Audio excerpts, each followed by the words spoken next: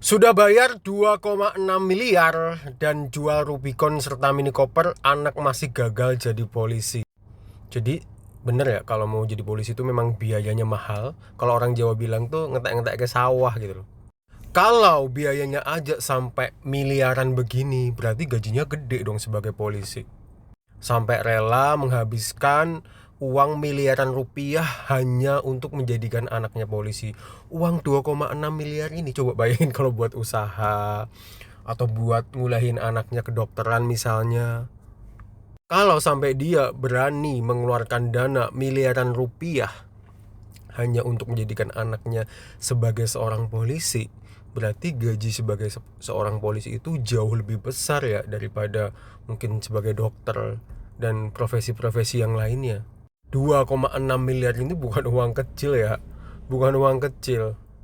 Tapi sebenarnya untuk jadi polisi itu harus bayar atau enggak sih? Sebenarnya harus bayar atau enggak? Kok banyak banget orang-orang yang ngomong kalau untuk jadi polisi atau tentara itu harus mengeluarkan uang yang besar, harus jual tanah, harus jual ini. Sebenarnya untuk jadi polisi atau tentara itu bayar atau tidak?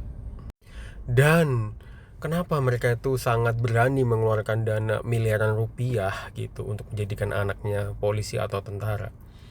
Apakah penghasilan yang didapat sebagai polisi dan tentara itu memang sangat besar gitu sehingga masyarakat itu rela gitu mengeluarkan dana yang sedemikian besar?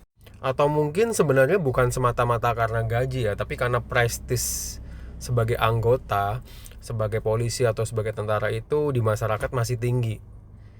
Tapi entahlah ya, apapun itu kok kayaknya miris banget ya.